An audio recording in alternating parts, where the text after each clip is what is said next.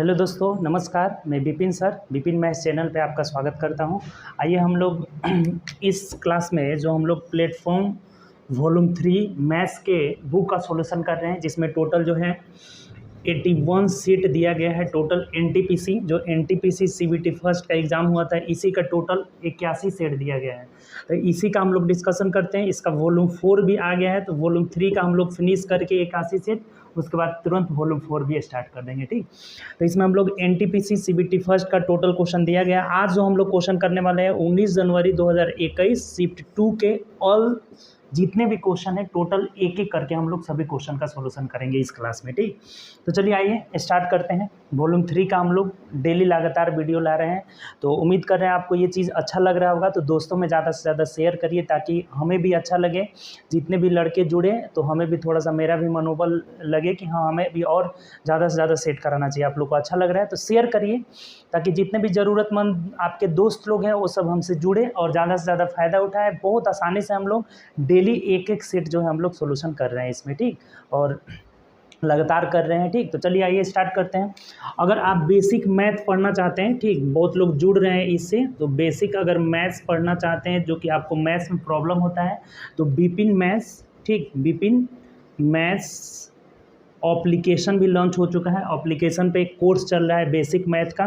तो अगर आप जीरो से पूरा मैथ पढ़ना चाहते हैं, बेसिक से आपको बिल्कुल समझ में नहीं आता है, तो इस पर जाकर आप प्ले स्टोर से विपिन मैथ्स एप्लीकेशन जो है, ठीक, बेसिक मैथ्स करना चाहते हैं तो विपिन मैथ्स एप्लीकेशन डाउनलोड करिए प्ले स्टोर से, या फिर वीडियो के डिस्क्रिप्शन में जाइए, वहाँ लिंक दिया गया है इसका, वहाँ से जाकर भी आप डाउनलोड कर सकते हैं। और उस पर लगातार जो है क्लास चल रहा है। लगभग अभी तक 84-85 लगभग क्लास डल चुका है, तो डेली लगातार क्लासेस चल रहा है। उस पर जाकर देखिए, लगभग 50% आपका कोर्स इस पर कंप्लीट हो चुका है और लगातार क्लासेज इस पर चल रही है। ठीक, तो अगर आप इसको परचेज करना चाहते हैं, मिनिमम फ़ी के साथ इसको किया गया है, ताकि मान लीजिए कि एप्लीकेशन का जो भी खर्च हो वो आपसे, मतलब खर्च इसमें जो एक्सपेंड किया जा सके, तो एकदम मिनिमम फ़ी है, बहुत मिनिमम फ़ी है। उस पर जाकर देखिए, दो कोर्सेज जो है लॉन्च हुआ है हमारा, दो कोर्सेज चल रहा है उस पर। ठीक, तो चलिए आइए हम लोग अब स्टार्ट करते हैं। सेट नंबर, ये जो सेट था हम लोग का, ये 32 नंबर सेट है। ठीक, आज जो हम लोग का है ये 32 सेट है।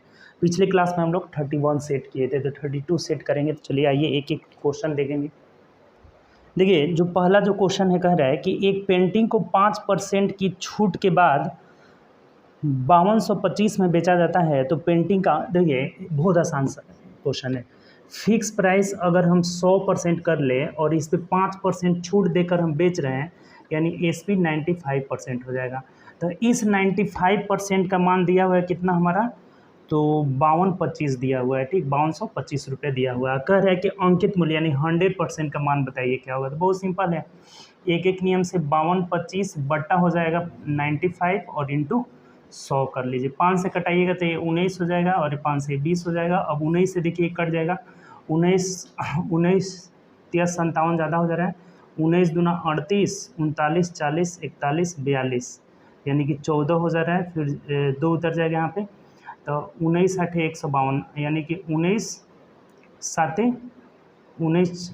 133 हो जाएगा। और 12 में से 9 बचेगा, 19 साते और 19 बचे 95, 19 5 है, यहाँ पे 5 हो जाएगा। ठीक, आराम से कट गया।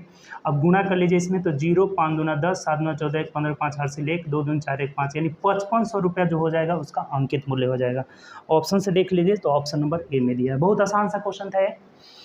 फिक्स प्राइस 100% हुआ तो 95%, 5% छूट देकर बेचेंगे तो 95 बेचेंगे, तो 95% का मान दिया है, 100% का मान पूछ रहा है, कितना हो जा रहा है, 5500 रुपये हो जा रहा है। यही आंसर हो जाएगा।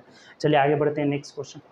देखिए, 2 नंबर क्वेश्चन कह रहा है ना कि 4 4 5, ये आंकड़ा दिया गया है, इसका माध्यिका निकालना है। तो देखिए, सबसे पहले माध्यिका निकालना हो तो आपको क्या बताए थे कि आरोही क्रम में सजा लीजिए, दिए गए डाटा को आरोही क्रम में। तो आरोही क्रम में देखिए, सबसे छोटा 3 है, उसके बाद से 2 गो 4 है, उसके बाद 1 5 है, उसके बाद से 6 भी 1 है, और 7 आपका यहाँ से 3 गो है, 7 7 7 3 गो है, उसके बाद आपका 12 है, और 1 2 3 4 5 6 7 8 9 गो है। तो ये बीच में 6 आ रहा है ना आपका, तो यही हमारा माध्यिका हो जाएगा। दिए गए डाटा को आरोही या अवरोही में सजा लेंगे और जो बीच में आएगा वही माध्यिका हो जाता है। ठीक, अगर बीच में दो संख्या आ जाएगी तो दोनों को जोड़कर 2 से भाग दे दिया जाता है, तो इसमें बीच में एक ही है 6, तो यही माध्यिका हो जाएगा।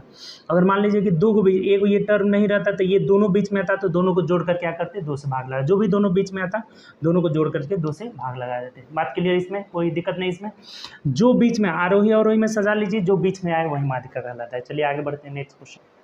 देखिए 3 नंबर क्वेश्चन कह रहा है कि रानी 1 रुपये में 6 की दर से खिलौना खरीदी, यानी कि CP जो हो गया उसका 1/6। आपको बोले थे रुपया ऊपर वस्तु नीचे, तो 1/6 हो गया, खरीदी और उसे 1 रुपये में 3 की दर से बेच दिया। SP जो हो गया उसका 1/3 हो गया। आप तिरछा गुणा कर लीजिएगा तो 3:6 जो हो जाएगा इसका क्रयमूल, और विक्रयमूल के रेशियो कटा लीजिएगा तो 1:2 हो जाएगा। तो क्या बोला है कितने प्रतिशत का लाभ हुआ, तो 1 का लाभ हो रहा है 1 पर प्रतिशत के लिए 100, यानी कि 100% का लाभ हो जाएगा। यहाँ से 100% का लाभ होगा। ऑप्शन से मिला लीजिए, ऑप्शन नंबर C हो जाएगा। बहुत आसान सा क्वेश्चन है, इस पर कल ही आया था 30 नंबर सेट में भी इस पर आया हुआ था क्वेश्चन, 31 नंबर सेट में 2 क्वेश्चन आया हुआ था। चलिए आगे बढ़ते हैं नेक्स्ट क्वेश्चन। देखिए अगला 4 नंबर क्वेश्चन है 2 + √3 × 2 - √3 का मान निकालें। तो बहुत सिंपल है जी, A + B × A - B, ये होता है A² - B² का ये फॉर्मूला होता है। तो A² मतलब क्या 2 है ना, √2 है, यहाँ पे √2 है, ये दोनों में √2 है, तो A² यानी √2 का होल स्क्वायर माइनस √3 का होल स्क्वायर यानी कि -1 हो जाएगा। यहाँ पर 2 - 3 = -1 is the right answer. Option से मिला लीजिए तो ऑप्शन नंबर D हो जाएगा। ये भी आसान सा क्वेश्चन है। ठीक, चलिए आगे बढ़ते हैं नेक्स्ट क्वेश्चन। देखिए 5 नंबर क्वेश्चन कह रहा है कि यदि 15 शर्ट का क्रय मूल्य, 15 शर्ट का जो CP है वो 10 शर्ट के SP के बराबर है। क्वेश्चन में बोला हुआ है कि 15 शर्ट का क्रय मूल्य 10 शर्ट के विक्रय मूल्य के बराबर है, तो लाभ अथवा हानि। देखिए 5 से 1 कट रहा है तो कटा दीजिए, 5 नहीं 15, 5 दूना 10। अब यहाँ से CP/SP जो रेशियो निकल जाएगा वो 2/3, यानी क्रय मूल्य 2 हो गया, विक्रय मूल्य 3 हो गया। तो 1 का लाभ हो रहा है किस पर, 2 पर प्रतिशत के लिए 100 कर लीजिए, यानी 50% का लाभ हो जाएगा, 50% का लाभ हो जाएगा। ऑप्शन से देख लीजिए 50% प्रॉफिट किस में दिया है, तो 50% का लाभ ऑप्शन नंबर D में दिया है, तो D is the right answer. आसान सा है भी, इतना का क्रय मूल्य इतना का विक्रय मूल्य रेशियो में बदल लिए, तो 1 का लाभ हो रहा है किस पर, क्रय मूल्य पर, प्रतिशत के लिए 100, यानी कि 50% का लाभ हो जाएगा। ठीक, चलिए आगे बढ़ते हैं नेक्स्ट क्वेश्चन। चलिए 6 नंबर क्वेश्चन कह रहा है कि A किसी कार्य को 25 दिनों में पूरा कर सकता है। A जो है टाइम एंड वर्क का है, 25 दिन में पूरा कर सकता है। B इसी कार्य को 20 दिनों में कर सकता है, B जो है 20 दिनों में कर सकता है। ठीक, वे दोनों मिलकर 5 दिन काम कर रहे हैं। सबसे पहले टोटल वर्क निकाल लीजिए, तो टोटल वर्क 100 हो जाएगा, 25 चौके 100, 20 पच्चे 100, ये टाइम निकाल लिए और ये क्षमता भी निकाल लिए। ठीक, अब कह रहे हैं हमें कि दोनों ने मिलकर 5 दिन काम किया। तो देखिए 5 × 4 = 9, 9 के क्षमता से काम कर रहे हैं 5 दिन तक, तो 9 बचे 45 काम कर लिए। तो यहाँ से 45 घटा लेंगे तो शेष जो बचेगा ना वो कितना हो जाएगा, 55 हो जाएगा। ठीक, शेष 55 काम। अब क्या बोला है आगे पढ़िए। ए काम छोड़ देता है, 5 दिन मिलकर काम करने के बाद ए काम छोड़ देता है, तो 20 शेष काम को कितने दिन में पूरा करेगा। तो देखिए 55 काम है और बी जो है 55 काम को कितना दिन में करेगा, बी का क्षमता 5 है, तो 5 से भाग लगा दीजिए, यानी कि 11 दिन में करेगा। ये भी काफ़ी सिंपल क्वेश्चन है, ऐसा ऐसा क्वेश्चन आया हुआ है, आसान सा एक क्वेश्चन है। ठीक, जो शेष काम बच रहा है 55, इस काम को बी कितना दिन में करेगा, तो बी की क्षमता से भाग लगा दी, यानी कि 11 दिन। ऑप्शन से देख लीजिए तो ऑप्शन नंबर ए में दिया हुआ है। ठीक, चलिए आगे बढ़ते हैं नेक्स्ट क्वेश्चन। देखिए 7 नंबर क्वेश्चन कह रहा है कि ए बी को 10% के लाभ पर रेडियो बेचता है, बी सी को 5% के लाभ पर बेचता है, सी अगर 400, देखिए बहुत सिंपल है, ए ने कितना रुपए का भुगतान किया था। देखिए ए का क्रय मूल्य पता नहीं है और ए बी को बेच रहा है कितना में, 10% लाभ, तो 10% लाभ मतलब 110/100 हो जाएगा। लाभ मतलब प्लस रहेगा, हानि मतलब माइनस रहेगा। और फिर बी, ये अब बी का क्रय मूल्य निकल गया। अब बी सी को बेच रहा है 5% के लाभ पर, तो 5% लाभ मतलब कि 105/100 हो जाएगा यहाँ पर। और ये सी कितना, ये सी का क्रय मूल्य निकल गया, और सी कितना में खरीदा है, तो सी 462 रुपये का भुगतान किया है, 462 रुपये का भुगतान किया है। तो ए इसके लिए कितने रुपए दिया था। देखिए ए का हम मान लिए ए ही, ए बी को बेचा है 10% लाभ पर, तो 110/100, ये 5% लाभ पर कटा दीजिए। देखिए 5 से 20 से हो जाएगा, ये 21 हो जाएगा, 0 से 0 कटा। अब 11 से देखिए कट जा रहा है, 11 के चौके 44, 11 दूना 22, 21 दूना 42 हो जा रहा है, यानी कि ए का क्रय मूल्य गुणा कर दीजिए 2 दूनी के 4 पर 2 0 हो जाएगा, यानी कि 400 रुपये हो जाएगा। ए का क्रय मूल्य कितना जाएगा 400। ऑप्शन से मिला लीजिए तो ऑप्शन नंबर बी में दिया हुआ है। ये बहुत आसान सा क्वेश्चन है, ऐसे बनाएंगे इस तरह के क्वेश्चन को बहुत ईजिली बनेगा आपका। ठीक, चलिए आगे बढ़ते हैं नेक्स्ट क्वेश्चन। देखिए 8 नंबर क्वेश्चन कह रहा है हमें कि 1 माइनस साइन 35 इंटू कॉस 55। देखिए ये भी आसान सा क्वेश्चन है। इस कॉस 55 को हम लोग लिख सकते हैं, कॉस 55 को लिख सकते हैं कॉस 90 माइनस 45 लिख सकते हैं। 90 माइनस 35 ना जी, 55 को 90 माइनस 35 लिख सकते हैं।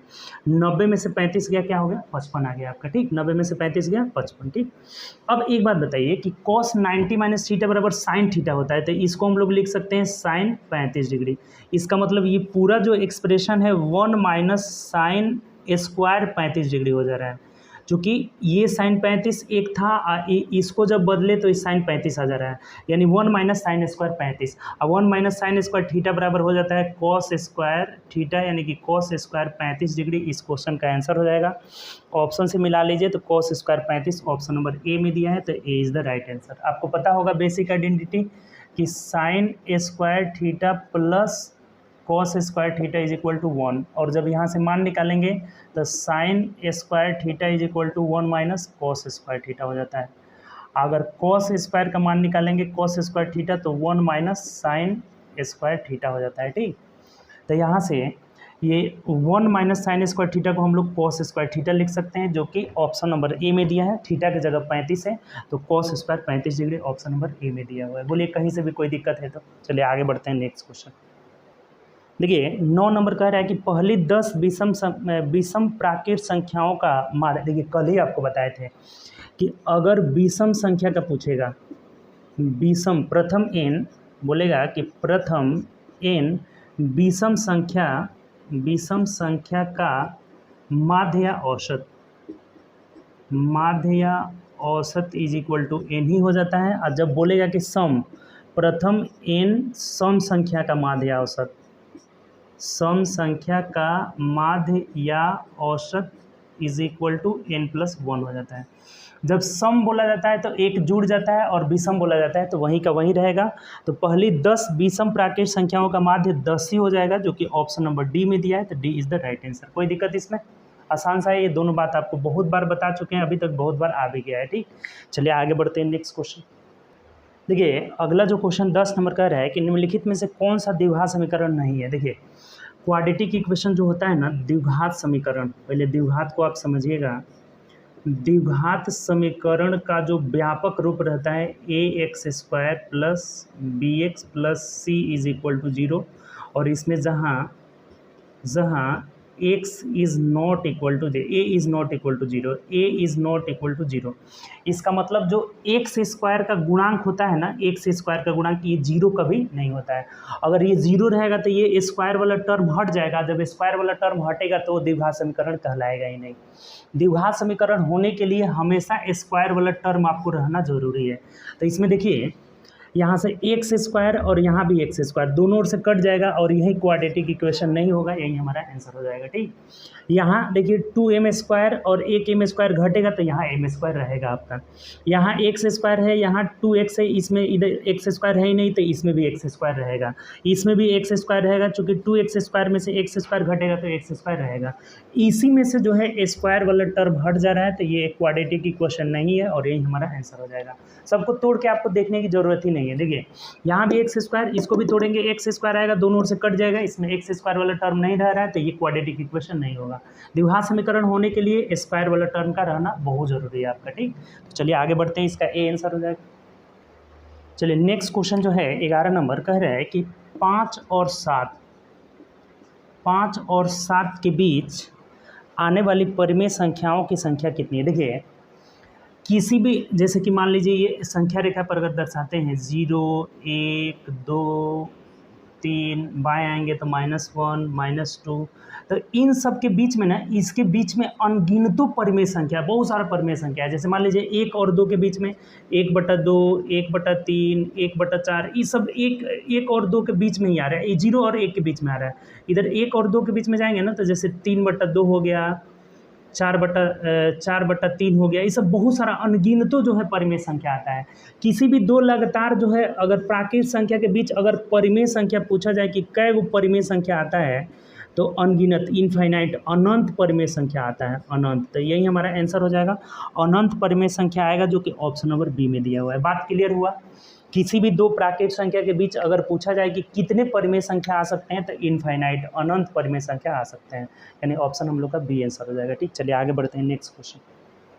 देखिए 12 नंबर क्वेश्चन पढ़िए। कह रहा है कि एक टैंक में ए और बी दो प्रवेश का नलिकाएं हैं, यानी कि दो भरने वाले नल हैं ए और बी, जो कि 12 घंटा और 16 घंटा में भर सकते हैं। ठीक, एक निकासी नल सी है, सी जो है खाली करने वाला है, निकासी नल है। ठीक, और यह 8 घंटे में पूरी तरह से खाली कर सकता है। ठीक, एक निकासी नल सी है जो 8 घंटे में पूरी तरह से खाली। यदि टैंक खाली होने पे सभी तीनों नलिकाओं को एक साथ खोल दिया जाता है, तो टैंक को भरने में कितना समय लगेगा? देखिए सबसे पहले टोटल वर्क निकालिए, टोटल वर्क। तो 12, 16 और 8 का एलसीएम हो जाएगा आपका 48 हो जाएगा। ठीक, ये टाइम दिया है तो क्षमता निकाल लीजिए। 12 चौक 48, 16 3 48, 8 6 48, चूँकि निगेटिव रहेगा क्योंकि ये खाली करने वाला, जो भी खाली करने वाला नल रहता है उसका क्षमता निगेटिव में रहता है। अब अगर तीनों को एक साथ चलाएंगे तो देखिए एक साथ चलाइएगा तो कितना हो जा रहा है, 4 3 7 में से 6 गया 1, यानी पॉजिटिव में आ रहा है। क्षमता क्या आ रहा है? पॉजिटिव। तो पॉजिटिव आने का मतलब कि ये न जो टंकी है क्या होगी? भरेगी। तो कितने देर में भरेगी? जब ए प्लस बी प्लस सी तीनों को एक साथ चलाएंगे तो 48/1, यानी कि 48 दिन में ना, देखिए तो किस में दिया ऑप्शन? 48 घंटा है ना, 48 घंटे में पूरी जो है टंकी क्या हो जाएगी? भर जाएगी। तो 48 आवर, यानी ऑप्शन से देख लीजिए, ऑप्शन नंबर बी में दिया है। बताइए कहीं से भी कोई समस्या है? आसान क्वेश्चन है। सबका क्षमता हम निकाल लिए, तो 4 3 7 में से 6 गया 1, अर्थात 48/1, यानी कि 48 घंटा में भर जाएगा, तीनों को एक साथ चलाएंगे तो। ठीक, चलिए आगे बढ़ते हैं नेक्स्ट क्वेश्चन। देखिए अगला जो क्वेश्चन कह रहा है कि 25 प्रेक्षण का माध्य 36, देखिए टोटल 25 प्रेक्षण है, इनका माध्य 36 है। उसके बाद कह रहा है कि उनमें से प्रथम 13 का जो माध्य है वो कितना है? 13 प्रेक्षणों का माध्य 32 है। और अंतिम 13 का माध्य कितना है? अंतिम 13 प्रेक्षणों का माध्य 40 है। ठीक, तो 13वां प्रेक्षण बताए। देखिए ध्यान दीजिए, इससे ये कितना कम है? तो कितना कम है? तो -4 कम है आपका। ठीक, ये हमेशा तुलना बीच वाले से करेंगे। -4 कम है, कब है? तो 13 गो है। तो 13 चौके 52, -52 क्या हो जाएगा? कम हो जाएगा। अब ये देखिए इससे कितना ज़्यादा है? तो 4 ज़्यादा है। और क्या वो संख्या है इसमें भी? तो 13 को ज़्यादा है। तो 13 चौके 52 जो हो जाएगा पॉजिटिव हो जाएगा। ये दोनों जोड़ेंगे तो 0 आ रहा है, इसका मतलब कोई प्रभाव नहीं पड़ेगा। जो हमारी 13वीं संख्या है ना, वो 36 हो जाएगी, इसी के बराबर, एवरेज के बराबर हो जाएगी, यानी 13वीं संख्या 36 हो जाएगी, और यही हमारा आंसर हो जाएगा। ऑप्शन से मिला लीजिए तो 36 हो जाएगी। देखिए किस ऑप्शन में दिया हुआ है? ऑप्शन नंबर ए में दिया है, तो A is the right answer. बताइए कहीं से भी कोई दिक्कत? अगर मान लीजिए कि यही अगर पॉजिटिव में 13 आता तो 13 इसमें जुड़ जाता, अगर निगेटिव में आता तो क्या हो जाता? घट जाता है। 0 आने का मतलब कोई प्रभाव नहीं पड़ेगा। ये -52 +52 खत्म हो गया, यानी कि जो हमारी 13वीं संख्या होगी वो कितनी हो जाएगी? आपका 36 हो जाएगी, एवरेज के बराबर ही हो जाएगी, क्योंकि जितने माइनस हो रहा है उतना प्लस हो रहा है और इससे कोई इफेक्ट नहीं पड़ रहा है, गुणा करने की इससे ज़रूरत ही नहीं है। तो डायरेक्ट हमारी जो 13वीं संख्या होगी एवरेज के बराबर, यानी 36 हो जाएगी। ऑप्शन नंबर ए हो जाएगा। कोई दिक्कत है इसमें? चलिए आगे बढ़ते हैं नेक्स्ट क्वेश्चन। देखिए 14 नंबर क्वेश्चन कह रहा है कि एक शहर का नक्शा 1:50,000 1:50,000 के पैमाने पर तैयार किया गया है। इस नक्शे में दो शहर ए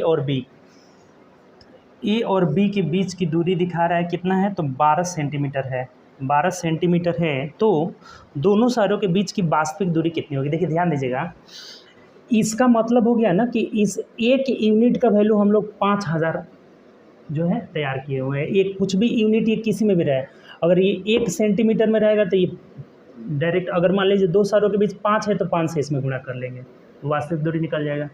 अर्थात ए और बी के बीच की वास्तविक जो दूरी हो गया ना, एक यूनिट का वैल्यू जब 50,000 सेंटीमीटर है तो 12 यूनिट का वैल्यू 12 पच्चीस 60 हो जाएगा। ये जिसमें रहेगा उसी में ये निकलेगा, एक बार ध्यान रखिएगा। तो 12 पच्चीस कितना हो जाएगा, 60 हो जाएगा। 60 मतलब कै गो जीरो और 4 गो जीरो आ जाएगा इस पर, ठीक। ये सेंटीमीटर में हो गया, तो सेंटीमीटर में नहीं दिया हुआ है, किलोमीटर में दिया हुआ है, तो इसको मीटर में बदलने के लिए 100 से भाग देंगे और किलोमीटर में बदलने के लिए 1000 से और भाग देंगे, यानी कि ये कट जाएगा पूरा 5 से और 6 किलोमीटर दोनों शहरों के बीच की दूरी हो जाएगा और यही हमारा आंसर हो जाएगा। ऑप्शन से मिला लीजिए, ऑप्शन नंबर सी में दिया है, तो सी इज द राइट आंसर। देखिए एक बार और समझिएगा थोड़ा, कह रहा है कि जो पैमाना तैयार किया गया है 1:50,000, यानी 1 यूनिट को हम 50,000 माना है, तो 12 यूनिट का वैल्यू 12 पचे 60, यानी कि 6 लाख हो जाएगा। और ये सेंटीमीटर में आएगा, चूँकि ये सेंटीमीटर में दिया हुआ है, तो सेंटीमीटर को पहले मीटर में बदलेंगे तो 100 से, फिर किलोमीटर में 1000 से, यानी कि 6 किलोमीटर दोनों शहरों के बीच की दूरी। ऑप्शन नंबर सी हो जाएगा। चलिए आगे बढ़ते हैं नेक्स्ट क्वेश्चन।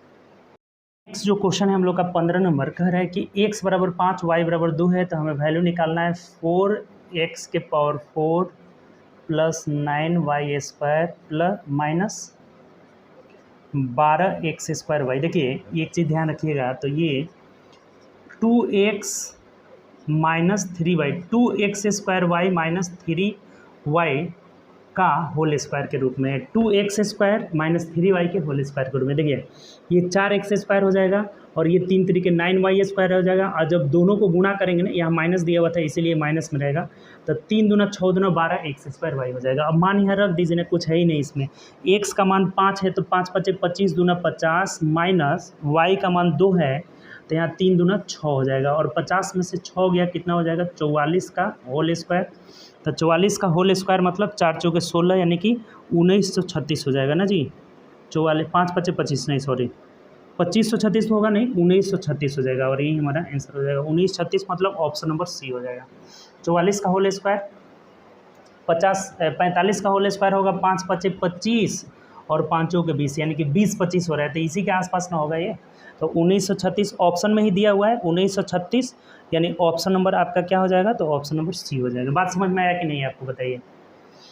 सिंपल सा ये a माइनस बी के होल स्क्वायर के रूप में था, 2x स्क्वायर माइनस 3y का होल स्क्वायर। अब मान रख दीजिए, x बराबर 5 दिया था और y बराबर 3 दिया था, तो इस मान को रख दिए, x बराबर 5 y बराबर 2 है, तो इस मान को रख लिए, आराम से आंसर आ जा रहा है हमारा कितना, 1936। चलिए आगे बढ़ते हैं नेक्स्ट क्वेश्चन। देखिए 16 नंबर क्वेश्चन कह रहा है कि एक घन का विकर्ण दिया हुआ है कितना, तो विकर्ण इज इक्वल टू 10√3 सेंटीमीटर है, तो इस घन का आयतन क्या होगा, 1000 हो जाएगा, इसमें निकालने की भी जरूरत नहीं है। घन का विकर्ण बराबर होता है √3 इंटू ए होता है, तो ये √3 से √3 खत्म हो जाएगा, ए बराबर 10 हो जाएगा, और आयतन जो होता है ना, घन का आयतन इज इक्वल टू भुजा क्यू होता है, यानी 10 का क्यूब कर देंगे तो 1000 हो जाएगा। इसीलिए बोले थे कि इसमें कुछ भी निकालने का ज़रूरत नहीं है, सेंटीमीटर में था तो 1000 सेंटीमीटर क्यूब हो जाएगा, और यही हमारा आंसर हो जाएगा। बताइए कहीं से भी कोई दिक्कत है इसमें, घन का विकर्ण बराबर √3 होता है, तो √3 बराबर 10√3, यानी ए बराबर 10, तो आयतन बराबर भुजा क्यूब होता है, यानी कि 1000 सेंटीमीटर स्क्वायर। ऑप्शन नंबर क्या हो जाएगा, सी हो जाएगा। ठीक, चलिए आगे बढ़ते हैं, नेक्स्ट क्वेश्चन देखिए। देखिए 17 नंबर क्वेश्चन जो कह रहा है ना कि 100 प्रेक्षणों का माध्य 50 है, यदि प्रेक्षण 50 को 150 में, यानी कि जो एक संख्या 50 है उसको बदल दिया जा रहा है किसमें, 150 में। ये पुराना हो गया और ये नया हो गया, 50 को हमें 150 जब बदलेंगे तब बोल रहा है, तो नया माध्य क्या होगा, माध्य या औसत एक ही होता है, तो नया माध्य या औसत देखिए क्या हो जाएगा, नया हमारा बोला है कि माध्य क्या होगा, ध्यान दीजिए। जो पुराना हमारा माध्य था वो कितना था, 50 था, ठीक, पुराना माध्य 50 था, ठीक। 100 प्रेक्षणों का माध्य 50 था, हमें 50 को जब हम 150 लिख रहे हैं, यानी कि कितना बढ़ा रहे हैं, तो 100 बढ़ा रहे हैं, तो 100 बढ़ा रहे हैं तो इसमें 100 जुड़ जाएगा, और ऐसे नहीं जुड़ेगा, संख्या कितनी है 100, तो 100 से भाग देकर इसे भी माध्य में बना लेंगे, यानी कि 1 की वृद्धि हो जाएगी, तो जो नया माध्य हमारा हो जाएगा वो 51 हो जाएगा। ऑप्शन से मिला लीजिए, 51, यानी ऑप्शन नंबर डी हो जाएगा। देखिए नहीं समझे होंगे तो एक बार और ध्यान दीजिए, जब 50 को हम 150 कर रहे हैं, एक प्रेक्षण 50 है उसे 150 कर रहे हैं, यानी कि 100 बढ़ा रहे हैं, तो 100 बढ़ जाएगा, ये पुराना वाला जो माध्य है 50, इसमें 100 बढ़ेगा, और संख्या कितनी है 100 है, तो 100 से भाग दे दिए, इसे भी माध्य बना लिए हैं, तो 100 में 100 से भाग देंगे, 1 की वृद्धि हो जाएगी, यानी कि नया जो माध्य होगा वो कितना हो जाएगा, 51 हो जाएगा। इस तरह का बहुत ज़्यादा क्वेश्चन पूछा जाता है एवरेज वाला में या फिर माध्य वाला में, ठीक। चलिए आगे बढ़ते हैं नेक्स्ट क्वेश्चन। देखिए अगला जो क्वेश्चन है हमारा, कह रहा है कि 31/2.5 का दशमलव प्रसार डैश डैश के बाद समाप्त हो जाएगा, यानी कितने अंक। देखिए अगर हम सबसे पहले तो इसको हटाएंगे तो यहाँ ऊपर जीरो हो जाएगा, एक क्या हो जाएगा हमारा, जीरो हो जाएगा। ठीक, अब इसको उस दिन क्या बताए थे कि 4 से अगर गुणा कर लेंगे ना, 4 से, तो ये हो जाएगा 0, 4 एकम 4, 4 3 12, और नीचे हमारा हो जाएगा 25 चौके 100 हो जाएगा। ठीक, 25 चौके 100, यानी एक जीरो से जीरो कट गया। अब इसमें 12.4 जो हो जाएगा इसका वैल्यू हो जाएगा। इसका मतलब कि एक अंक के बाद दशमलव प्रसार जो है शांत हो जाएगा। तो ऑप्शन से देख लीजिए, एक दशमलव स्थान के बाद, यानी कि ऑप्शन नंबर डी हो जाएगा। बताइए कहीं से भी कोई दिक्कत है तो समझाइए आप।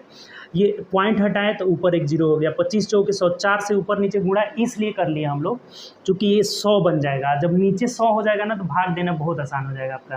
तो नीचे 100 हो गया, अब ये जीरो से एक जीरो खत्म भी हो जा रहा है, तो इसको भाग लगाएंगे 12.4, यानी एक अंक के बाद क्या हो जाएगा, दशमलव प्रसार शांत हो जाएगा। ऑप्शन नंबर डी हो जाएगा। ठीक, चलिए आगे बढ़ते हैं नेक्स्ट क्वेश्चन। देखिए 19 नंबर जो क्वेश्चन है ना, ए में दिया हुआ है 9 चौके 36 एक 37/9 है। बी में दिया, पूर्णांक तोड़ लेते हैं, 3 दूना 6 एक 7/3 है। और सी में दिया हुआ है 5 एकम 5 एक 6/5 है। और डी में जो दिया है हमारा 7 त्रिके 21 और एक 22/7 है। इसमें बोला हुआ है कि निम्नलिखित में से किसके शांत दशमलव निरूपण है। शांत दशमलव किसके हैं, यही हमें बोला हुआ है। देखिए आपको बताए होंगे, चाहे नहीं बताएं तो सीख भी लीजिए एक बार।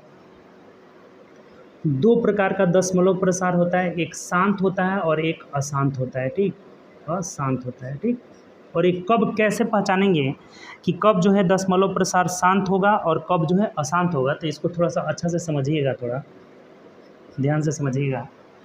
जैसे फ्रैक्शन हमारा रहता है ना, अंश बट्टा हर, अंश बट्टा हर, तो हमें सिर्फ और सिर्फ हर को चेक करना है। किसको चेक करना है, हर को। इसमें जो हमारा आंसर हो जाएगा ये सी नंबर हो जाएगा, सी शांत हो जाएगा, बाकी सब अशांत हो जाएगा। और कैसे पता चलेगा, तो सिर्फ हर को देखेंगे, अगर हर में केवल 2 रहे या फिर केवल 5 रहे या फिर 2 की पावर n इंटू 5 के पावर n, यानी कि 2 5 दोनों रहेगा, ये अगर तीनों बात अगर दिया रहेगा तब शांत हो जाएगा, अगर नहीं दिया रहेगा तो अशांत हो जाएगा। जब ये दिया रहेगा तो शांत और नहीं दिया रहेगा तो अशांत। बस यही बातें ध्यान रखना है और कुछ नहीं आपको। ठीक, सबसे पहले तो अगर ये कटेगा तो कटा लेंगे, तो कोई कटने वाला ऐसा भिन्न हमें है नहीं। और उसके बाद चेक करेंगे कि इसको, सिर्फ हर को, डिनोमिनेटर को, नोमिनेटर को नहीं, डिनोमिनेटर, हर को, अंश को नहीं, हर को चेक करेंगे। तो हर जो है देखेंगे कि यदि सिर्फ और सिर्फ 2 रहे या सिर्फ 5 रहे या 2 5 दोनों साथ में रहे तो शांत होगा, अगर नहीं रहेगा तो अशांत हो जाएगा। जैसे इसमें देखिए सिर्फ और सिर्फ 3 है, इसको जब आप तोड़िएगा तो 3 के पावर 2 आ रहा है, यानी कि इसमें सिर्फ और सिर्फ 3 है तो ये अशांत हो जाएगा, शांत नहीं होगा। यहाँ भी 3 है तो अशांत हो जाएगा, और यहाँ जो है 7 है तो ये भी अशांत हो जाएगा। सिर्फ केवल 2 रहता, केवल 5 रहता और 2 और 5 साथ में रहता तभी शांत होता है। अगर इनके अलावा कुछ भी आ जाएगा तो ये अशांत हो जाएगा। तो अशांत, तीनों अशांत है, केवल सिर्फ और सिर्फ 5/6 शांत हो जाएगा, यानी कि option number C is the right answer. C जो था 1/1/5 था, तो यही हमारा आंसर हो जाएगा। कोई दिक्कत इसमें, ये बात ध्यान रखिएगा, बहुत गौर से ध्यान रखिएगा। ठीक, क्वेश्चन बहुत ज़्यादा इसमें पूछा हुआ है। अगर कटेगा तो कटा लेंगे और नहीं कटे तो हर को सिर्फ देखिए, या 2 रहे या 5 रहे या 2 5 दोनों साथ में रहे तो शांत, और नहीं रहे तो अशांत हो जाएगा। ठीक, चलिए आगे बढ़ते हैं नेक्स्ट क्वेश्चन। देखिए 20 नंबर क्वेश्चन है कि 800 मीटर लंबी ट्रेन 120 किलोमीटर प्रति घंटे की चाल से चल रही है, तो 1200 मीटर लंबे पुल को पार करने में कितना समय। देखिए कभी भी अगर ट्रेन अगर पुल को पार करे चाहे प्लेटफॉर्म को पार करे, तो समय बराबर दूरी की जगह ट्रेन की लंबाई प्लस प्लेटफॉर्म की लंबाई बट्टा ट्रेन की चाल हो जाता है, ट्रेन की चाल हो जाता है। अब चाल हमेशा किस में लिया जाता है, मीटर पर सेकेंड में लिया जाता है। कभी भी ध्यान रखिएगा, इसमें चाल मीटर पर सेकेंड में। तो यहाँ जो चाल हमारा दिया हुआ है 120 किलोमीटर प्रति घंटा है, तो इसको 5/18 से गुणा करके मीटर पर सेकेंड में बना लेंगे। ठीक, तो 18, देखिए 6×3 18 हो जाएगा। चाहे 18 से डायरेक्ट कटेगा क्या, 36, चलिए छोड़िए रहने दीजिए, हम बदल लेंगे वैसे। तो यहाँ जो हमारा समय लग जाएगा ना, समय पता नहीं है कितना लगेगा, टाइम कितना लगेगा पता नहीं है। ट्रेन की लंबाई प्लस प्लेटफॉर्म की लंबाई, ट्रेन की लंबाई 800 है, प्लेटफॉर्म की लंबाई 1200 है, तो 1200 प्लस 800 कितना हो जाएगा, 2000 हो जाएगा। और बट्टा ट्रेन की चाल 120 किलोमीटर पर आवर को जब मीटर पर सेकेंड में बदलेंगे तो 5/18 से इसमें गुणा कर लेंगे। तो देखिए 5 नीचे रहेगा, 18 कहाँ चला जाएगा, ऊपर। ख़त्म कहानी। 0 से 0 हो गया, 36 18 और 6 दूना 12 हो जाएगा, 5 दूना 10 से एक 0 कटा लेंगे, यानी कि 20 23 60 60 सेकेंड में पार करेगी, यानी ऑप्शन से मिला लीजिए। मिनट में दिया हुआ है तो 1 मिनट आंसर हो जाएगा, 60 सेकेंड या फिर 1 मिनट में जो है पार कर जाएगी, यही आंसर हो जाएगा। इस तरह का भी क्वेश्चन बहुत ज़्यादा आया है, बहुत ज़्यादा, हमेशा एग्जाम में पूछता है, किसी भी एग्जाम में हमेशा पूछता है। जब भी किसी प्लेटफॉर्म को पार करे या पुल को पार करे तो समय बराबर दूरी के जगह ट्रेन की लंबाई प्लस प्लेटफॉर्म की लंबाई बटा ट्रेन की चाल। चाल किस में लेना है? मीटर पर सेकेंड। तो 800 और 1200 कितना हो गया? 2000, और 120 किलोमीटर में था तो मीटर पर सेकेंड में बदलने के लिए 5/18 से गुणा करेंगे, 18 ऊपर चला जाएगा और कट के हमारा 60 सेकेंड यानी 1 मिनट। ऑप्शन से देख लीजिए तो ऑप्शन नंबर हमारा बी हो जाएगा। ठीक, कोई दिक्कत इसमें? चलिए आगे बढ़ते हैं नेक्स्ट क्वेश्चन। देखिए 21 नंबर क्वेश्चन कह रहा है कि √2 माइनस √3 का होल स्क्वायर जो होगा क्या होगा? एक परिमेय संख्या, ये तो अपरिमेय होगा जी। पिछले बी क्लास में बताए थे आपको, जब भी इसको तोड़ेंगे तो ए स्क्वायर मतलब 2 प्लस बी स्क्वायर मतलब 3 हो जाएगा और -2ab, ए बी की जगह 3 दूना 6 हो जाएगा। तो ये हो जाएगा 5 माइनस 2√6 आ जाएगा। तो कभी भी जब हम किसी परिमेय में अपरिमेय, ये तो अपरिमेय संख्या होगा चूँकि 6 का वर्गमूल निकलेगा नहीं, तो परिमेय में अपरिमेय जोड़े घटाए या फिर गुणा करेंगे तो कभी हो सकता है कि परिमेय आ जाए अपरिमेय आ जाए। ठीक, लेकिन जोड़ घटाव कभी भी रहेगा तो ये संख्या कैसी हो जाएगी? हमारी अपरिमेय संख्या हो जाएगी, अपरिमेय संख्या हो जाएगी। ऑप्शन से आप देख लीजिए, अपरिमेय होगी एक अपरिमेय संख्या, ए ही आंसर हो जाएगा। Option number A is the right answer. कोई समस्या है इसमें? इसको तोड़ लिए a माइनस बी के होल स्क्वायर में, तो A square plus B square minus 2ab यानी कि 5 माइनस 2√6 आ रहा है, जो एक क्या है? अपरिमेय संख्या है। किसी परिमेय में अपरिमेय घटाएंगे तब भी अपरिमेय संख्या मिलेगा हमें। ठीक, तो ऑप्शन नंबर ए हो जाएगा। चलिए आगे बढ़ते हैं नेक्स्ट क्वेश्चन। देखिए अगला जो हमारा क्वेश्चन है 22 नंबर, एक्स बराबर दिया है √3 प्लस √2। अब बोला है कि x square plus 1/x square. देखिए इसको तो सबसे आसान क्या करिए ना कि एक्स स्क्वायर का मान निकाल लीजिए। तो एक्स स्क्वायर मतलब इसका होल स्क्वायर, यानी √3 प्लस √2 का होल स्क्वायर करिएगा तो ये एक्स स्क्वायर का मान आ जाएगा कितना? तो 3 + 2 5 प्लस 2√6 हो जा रहा है।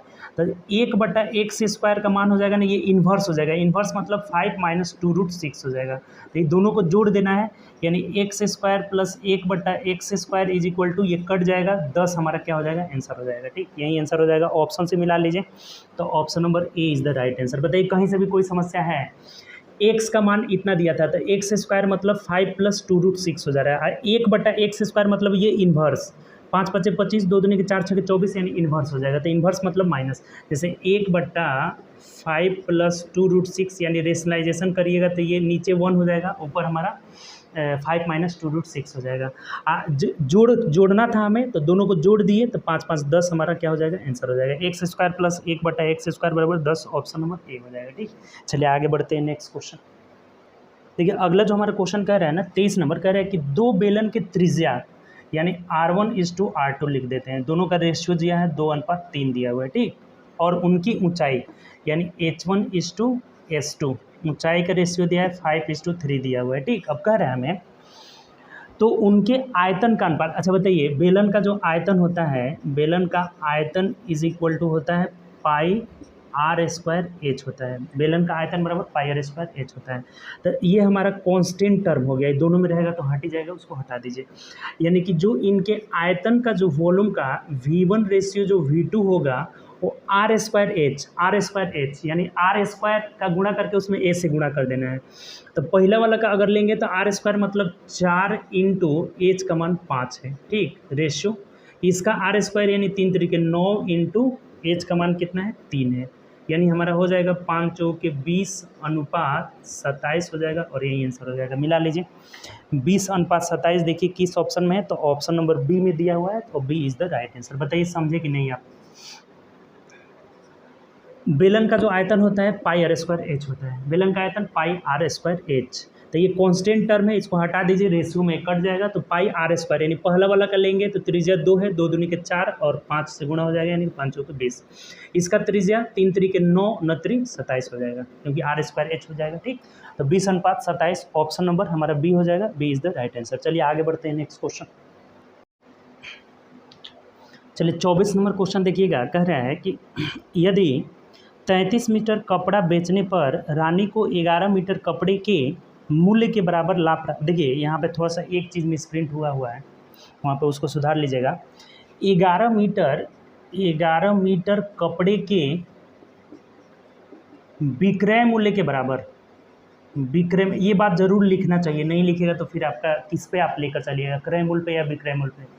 वहाँ पे कभी कभी कहता है कि क्रय मूल्य के, कपड़े के क्रय मूल्य के बराबर लाभ होता है, कभी विक्रय मूल्य के बराबर लाभ होता है, दोनों अभी समझाते हैं आपको। तो यहाँ जो क्वेश्चन में रहेगा ना विक्रय मूल्य, 11 मीटर कपड़े के विक्रय मूल्य के बराबर लाभ होता है, तो उसका लाभ प्रतिशत निकाले। देखिए एक बात ध्यान रखिएगा, यहाँ पे दोनों क्वेश्चन आपको बता दिए कि 11 मीटर कपड़े के क्रय मूल्य के बराबर लाभ होगा तो टोटल को क्रय मूल्य मान लेंगे, जितना भी हम बेच रहे हैं उसको क्रय मूल्य मान लेंगे। अगर विक्रय मूल्य के बराबर लाभ होगा तो टोटल को विक्रय मूल्य मान लेंगे। तो इस जो क्वेश्चन में हमें बोला है कि 33 मीटर कपड़ा बेचने पर रानी को 11 मीटर कपड़े के विक्रय मूल्य के बराबर लाभ होता है, तो टोटल हमारा जो एसपी हो जाएगा 33 हो जाएगा। एसपी हो जाएगा, कितना बेचा है 33, बेचिए 33, और लाभ जो हो रहा है यहाँ पर कितने के बराबर, तो 11 मीटर। तो यहाँ जो सीपी हो जाएगा ना इसका 22 हो जाएगा। क्रय मूल्य 22 कैसे आया, तो विक्रय मूल्य में से लाभ को घटाएंगे तो ये क्रय मूल्य निकल जाएगा। ठीक, विक्रय मूल्य में से लाभ को घटाएंगे क्रय मूल्य। अब बोला है कि लाभ प्रतिशत आप बताइए क्या होगा, तो लाभ 11 हुआ है किस पर, 22 पर, प्रतिशत के लिए 100, यानी 11 दूना 22, 2 से कटा लेंगे, यानी 50% का लाभ होगा यहाँ पर। ठीक, 50% लाभ होगा। तो देख लीजिए किसको ऑप्शन में दिया हुआ है 50% लाभ, यानी ऑप्शन नंबर सी हो जाएगा। ये बात ध्यान रखिएगा, अगर यहाँ कहेगा कि क्रय मूल्य के बराबर तो इसको हम क्रय मूल्य का मानेंगे। ठीक, अगर विक्रय मूल्य के बराबर लाभ होगा तो इसको हम क्या करेंगे, विक्रय मूल्य मानेंगे। यही डिफरेंस है बस इस तरह के क्वेश्चन में, और बहुत ज़्यादा इस पर क्वेश्चन पूछा गया है, बस यही डिफरेंस है।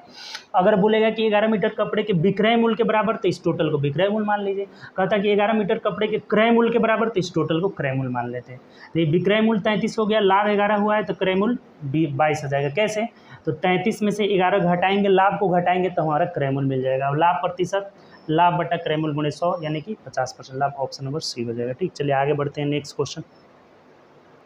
देखिए अगला जो हमारा 25 नंबर क्वेश्चन है ना, कह रहे कि इसका वैल्यू निकालिए। देखिए बहुत सिंपल है, दशमलव के बाद 2 अंक है ना तो वर्गमूल में 1 अंक हो जाता है। जैसे 169 का वर्गमूल 13 हुआ ना तो 1.3 हो जाएगा, प्लस 49 का वर्गमूल 7 हुआ ना तो 0.7 हो जाएगा। इन दोनों को जोड़ लेना है और गुणे 400 का वर्गमूल 20 हो जाएगा। देखिए ये 13 7 20 यानी 2.0 हो जा रहा है, इसका मतलब 2 हो गया। ये 2 और गुणे 20 यानी कि 20 दूना 40, इस क्वेश्चन का आंसर हो जाएगा। ऑप्शन से मिला लीजिए 40, यानी ऑप्शन नंबर बी में दिया हुआ है। ये आसान सा क्वेश्चन था। ठीक, चलिए आगे बढ़ते हैं नेक्स्ट क्वेश्चन। देखिए अगला जो हमारा क्वेश्चन है कह रहा है कि tan 2 theta is equal to cot theta plus 6 degree है, तो थीटा का मान बताए। देखिए कल भी आया था ऐसा क्वेश्चन, हमेशा आता है। क्या बताए थे आपको कि साइन के साथ साइन थीटा बराबर कॉस अल्फा दिया रहेगा, या फिर tan दिया रहेगा, tan theta is equal to हमारा कॉट बीटा, कॉट अल्फा रहेगा, या फिर अगर सेक रहेगा ना, sec theta is equal to cosec alpha रहेगा। ये हमेशा दिया रहता है।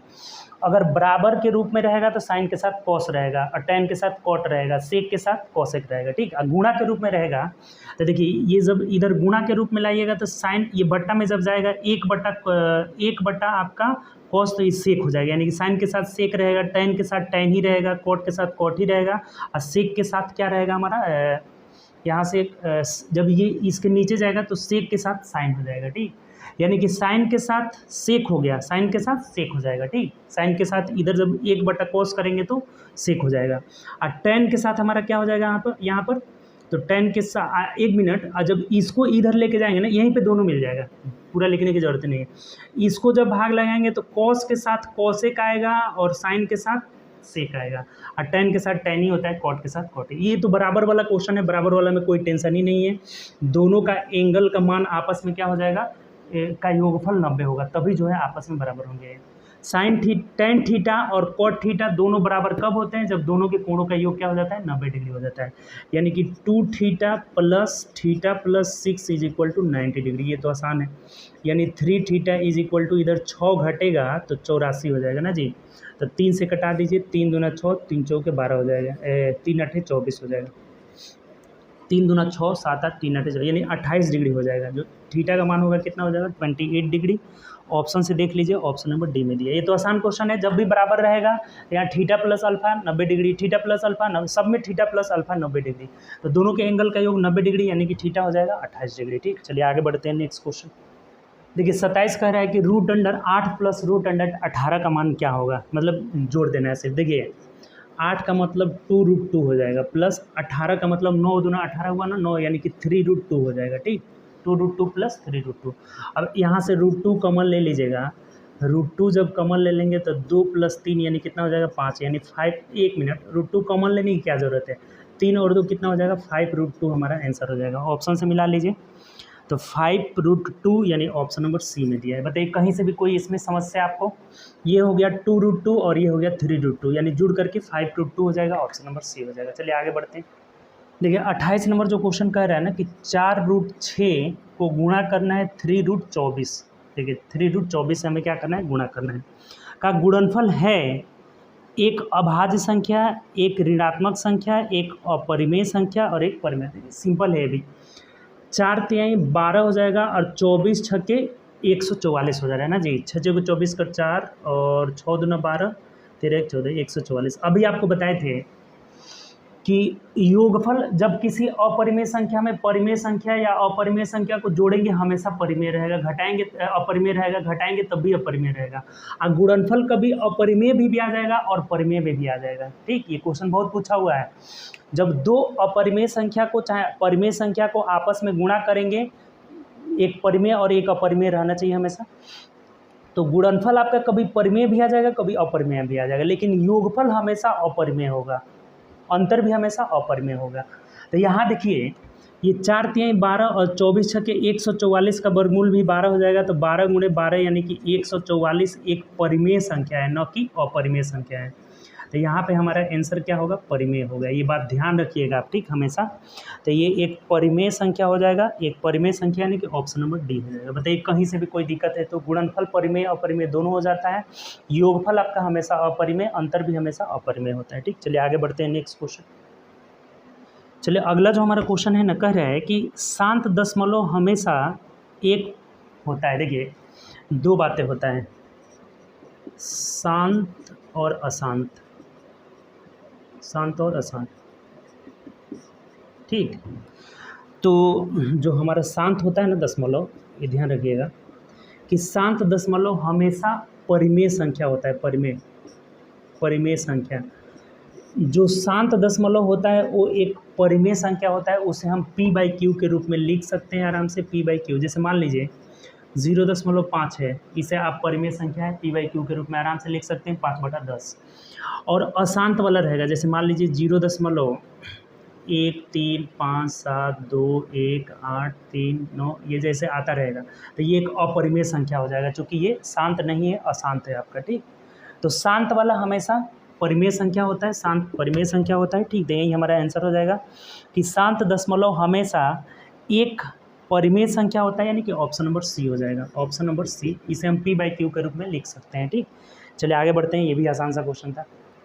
ठीक है, अगला जो क्वेश्चन है हमारा, कह रहा है कि a/b = 2:3 दिया हुआ है और b/c = 4:5 दिया हुआ है। ठीक, अब बोला है हमें कि c अनुपात है। तो देखिए कल ही आपको समझाया था कि a/c बराबर होगा, तिरछा गुणा कर लेंगे, 4 दूना 8, सीधा गुणा कर लेंगे और ये हो जाएगा 5×3 15 हो जाएगा। ठीक, कभी भी अगर फर्स्ट और लास्ट का पूछेगा तो सीधा गुणा कर लीजिए इधर और इसको सीधा इधर, यानी कि तो c अनुपात a हो जाएगा 15:8 हो जाएगा। ठीक, उलट देना था बस हमें, और कुछ था ही नहीं इसमें।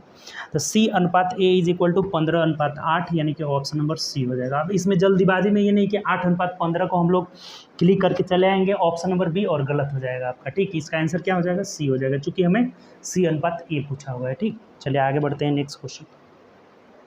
चलिए आगे बढ़ते हैं हम लोग। ठीक, और 31 32 33 34, 31 32 33 34 यानी 4 क्वेश्चन जो है ना टोटल इस ग्राफ से रिलेटेड है। देखिए ये ग्राफ पहले समझिएगा कि ग्राफ का अवलोकन करें और उस पर दिए गए प्रश्नों के उत्तर दें। नीचे दिए गए ग्राफ में एक कंपनी में नियुक्त किए गए हायर पदोन्नत के, जैसे देखिए ये नियुक्त किया गया है और बीच वाला सब में वही था, इसलिए हम नीचे बनाए नहीं, और बीच वाला प्रमोटेड है और ये जो है आपका फायर्ड यानी कि निकाले गए, निष्कासित किए गए।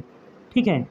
ये हायर्ड वाला है और ये प्रमोटेड है और ये फायर्ड है, निकाले गए लोगों की संख्या दिया गया, सब में तीनों में वैसा ही है। ठीक, तो कह रहे हैं हमें, अब क्वेश्चन पढ़िए डायरेक्ट, आप ये तो समझ गए होंगे कि हायर्ड मतलब पदोन्नति वाला है, और उसके बाद प्रमोटेड नहीं, हायर्ड मतलब नियुक्त किए गए हैं, प्रमोटेड बीच वाला है पदोन्नति वाला, और निष्कासित वाले फायर्ड वाला है, कर्मचारियों की संख्या दर्शाया गया है। तो अब क्वेश्चन नंबर पढ़िएगा 231 नंबर क्या कर रहा है कि 2003 में कंपनी से निकाली गए, 2003 में कंपनी से निकाले गए, ये पदोन्नति वाला हो गया, ये हायर, प्रमोटेड और निकाले गए की संख्या कितनी है, 45 है। ठीक, 2003 में निकाले गए संख्या कितनी है, 45 है। और क्या कर रहे हैं, निकाले गए कर्मचारियों की संख्या, और 2001 में प्रमोटेड पदोन्नति, 2001 में प्रमोटेड कितने हैं, 25 हैं, 25। ठीक, के कर्मचारियों की संख्या का अंतर, देखिए कितना सिंपल है जी, तो अंतर कितना हो जाएगा, 20 हो जाएगा, और यही आंसर हो जाएगा हमारा। तो ऑप्शन से मिला लीजिए, option number A is the right answer. बहुत आसान था। 2003 में जो फायर्ड किए गए हैं, निकाले गए 45 हैं, और 2001 में जो प्रमोटेड हैं, प्रमोटेड बोला था ना, हाँ, प्रमोटेड 25 हैं, तो दोनों का अंतर 20 हो जा रहा है, और ए नंबर हमारा आंसर हो जा रहा है। ठीक, चलिए आगे बढ़ते हैं नेक्स्ट क्वेश्चन। देखिए 32 नंबर क्वेश्चन कह रहा है कि 2003 से 5 के दौरान कंपनी में नियुक्त किए गए कर्मचारियों के औसत, 3 से 5 के दौरान नियुक्त किए गए, तो 35, 50 और 40, तो 50, 40, 90 और 35, 125 हो जा रहा है ना जी। हाँ, पदोन्नति किए गए, देखिए 1 मिनट समझिएगा फिर से। 2003 से 5 के दौरान नियुक्त किए गए कर्मचारियों की औसत संख्या, तो नियुक्त किए गए हैं, इसमें 35 है, इसमें 50 है और इसमें 40 है, तो 50, 40, 90 और 35 कितना हो जाएगा, 125/3 हो गया ये। ठीक, ये निकाल लिया, औसत निकाला था, निकाल लिया। उसके बाद कह रहा है कि औसत संख्या और पदोन्नति किए गए कर्मचारियों की औसत संख्या, तो पदोन्नति मतलब बीच वाला, तो 35, 40 और ये 50, ये भी आ जा रहा है कितना, 125/3 आ जाएगा। तो रेशियो हमारा कट करके 1:1 आ जाएगा, और यही हमारा आंसर हो जाएगा। देखिए कितना आसान है ये भी, फिर से आप समझिएगा। 2003 से 5 के दौरान नियुक्त किए गए, तो नियुक्त किए गए 35, 50 और 40, तो 50, 40, 90 और 35, 125/3 हो गया। और जो प्रमोटेड किए गए हैं ये भी 35, 40 और 50 है, ये भी कितना हो जाएगा, 125/3, यानी 1:1 हो जाएगा। ऑप्शन से देख लीजिए, तो ऑप्शन नंबर बी हो जाएगा। ये भी आसान सा क्वेश्चन है। ठीक, चलिए आगे बढ़ते हैं नेक्स्ट क्वेश्चन। चलिए नेक्स्ट क्वेश्चन जो देखिएगा 33 नंबर कह रहा है कि नियुक्त किए गए, निकाले गए, संबंधित उपरोक्त दिए गए आंकड़ों के सिवाय कर्मचारियों की संख्या में भी कोई बदलाव नहीं हुआ हो, ऐसा मानकर चलिए। तो अब कह रहा है कि यदि 2001 में कर्मचारियों की संख्या 500, यानी कि सब में हमें संख्या क्या करना है, सेम मानकर चलना है कि 500 ही थी, ये क्वेश्चन में बोला हुआ है। तो वर्ष 2001 और 2004 के लिए कंपनी कर्मचारियों की संख्या के प्रतिशत के रूप में पदोन्नति किए गए कर्मचारियों का अंतर कितना है लगभग। तो देखिएगा 2000 किस में बोला है, 2001 में, तो 2001 में पदोन्नति हुए हैं 25, तो इसका प्रतिशत बोला है, और टोटल संख्या मानकर चलना है 500, तो 25, ये 2001 में जो प्रमोटेड है, प्रमोशन जो हुआ है उसका प्रतिशत निकाल लेते हैं, 25/500 गुणे 100 हो जाएगा, 20 से 20 कटा, यानी 5% आएगा। कितना है आपका, 5%। अब 2004 में भी बोला हुआ है, तो 2004 में पदोन्नति देखिए कितने हैं, 40 हैं, तो 40, 500 का कितना परसेंट है, दोनों में संख्या सेम रखना है, तो 0 कट गया, 5 8 40, यानी 8% हो गया। तो ये दोनों का अंतर पूछा हुआ था, तो अंतर कितना हो जा रहा है, 3% हो जा रहा है, अंतर 3% हो जाएगा, और यही हमारा आंसर हो जाएगा। ऑप्शन से मिला लीजिए, तो ऑप्शन नंबर बी हो जाएगा। देखिए ये ग्राफ वाला जो क्वेश्चन है ना, इसे बहुत आसान है, डाटा एक बार समझिए उसके बाद बिल्कुल आसान हो जा रहा है।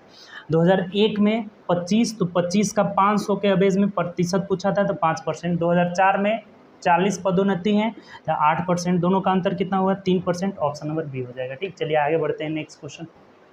चलिए अगला जो क्वेश्चन है 34 नंबर कि किस वर्ष में नियुक्त किए गए कर्मचारियों की संख्या, नियुक्त किए गए मतलब ये वाला, ठीक, नियुक्त किए गए कर्मचारियों की संख्या, पहला वाला, कर्मचारियों की संख्या की तुलना में निकाले गए कर्मचारियों की संख्या अधिक थी। तो देखिए निकाले गए कर्मचारियों की संख्या अधिक 2001 में ही तो है, 2001 30 जो है नियुक्त किए गए हैं, 35 निकाले हैं, तो 2001 ही हो जाएगा आंसर। आगे जो है देखिएगा तो 2004 में कम है आपका, ठीक, 2003 में भी क्या है, कम है, ये ज़्यादा है, ये भी 2003 में भी ज़्यादा है।